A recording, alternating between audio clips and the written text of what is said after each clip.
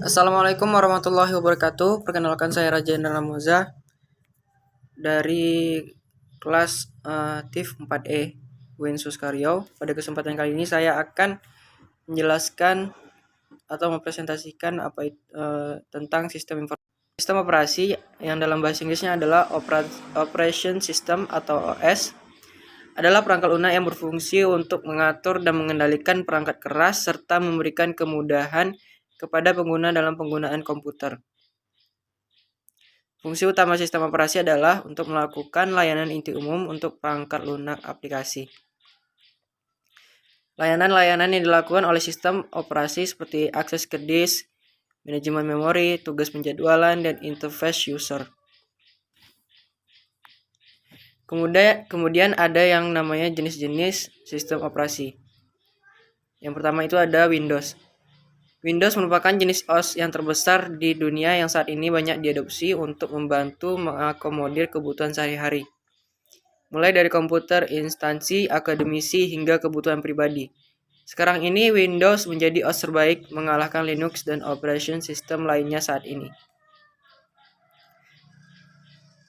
Kemudian ada yang namanya Linux, sistem operasi Linux. Linux diperkenalkan pertama kali oleh Linus Torvalds pada tahun 1991 silam.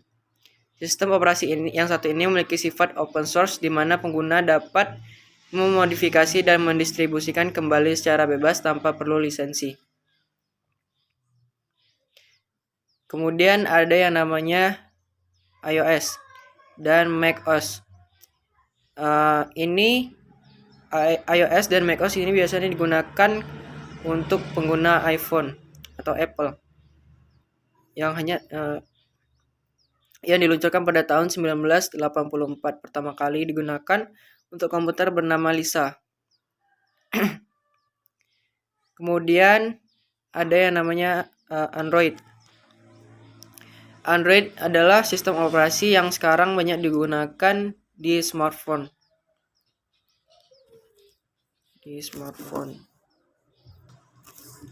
Kemudian selanjutnya ada yang namanya diagram kedudukan sistem operasi. Yang paling bawah terdapat komputer hardware. Contohnya seperti CPU, memori, dan perangkat input-output lainnya.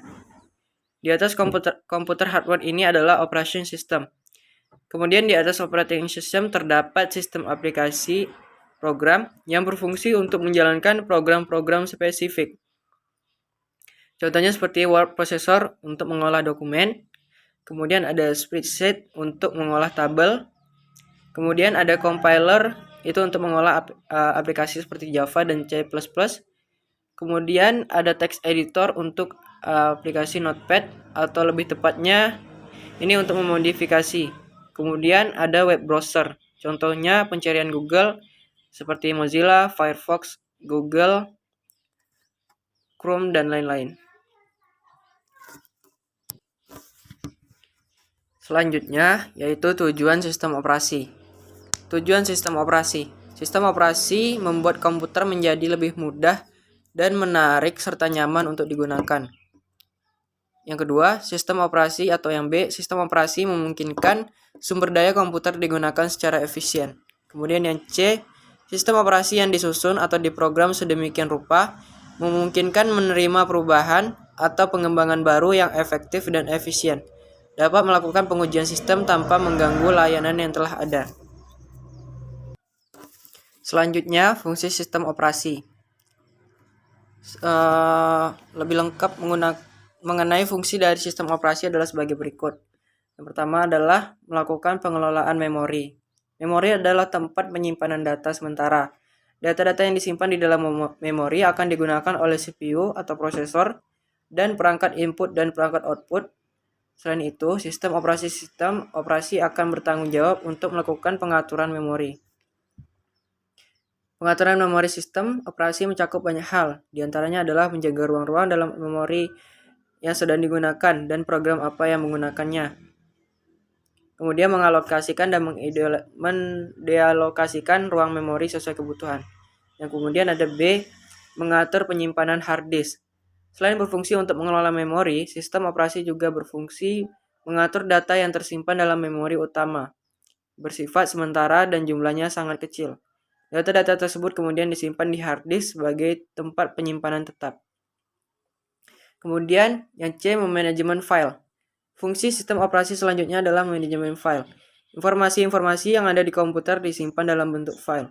Sistem operasi akan bertanggung jawab untuk melakukan manajemen file yang disimpan di komputer. Manajemen file merupakan bagian dari sistem operasi yang berorganisasi serta menjaga jejak file. Manajemen file penting karena akan mengurangi risiko kehilangan file apabila terhapus secara tidak sengaja, tertimpa file baru, tersimpan di lokasi yang tidak diketahui, serta hal-hal yang tidak diinginkan. Kemudian yang D adalah menyediakan prosesor manajemen yang bisa mengelola komputer untuk dapat dipakai oleh banyak pengguna.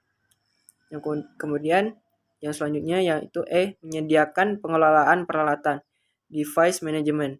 Kemudian yang F, menyediakan informasi manajemen. Selanjutnya itu ada tipe-tipe sistem operasi. Yang pertama adalah batch OS, yang kedua adalah time sharing atau yang B, kemudian distributor OS, yang D network OS, yang E real time OS, dan F multi programming, processing, dan tasking.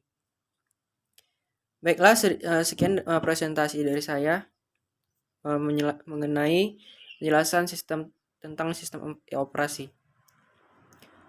Lebih dan kurang saya mohon maaf, yang sebesar-besarnya saya akhiri. Wabillahi taufiq wal hidayah.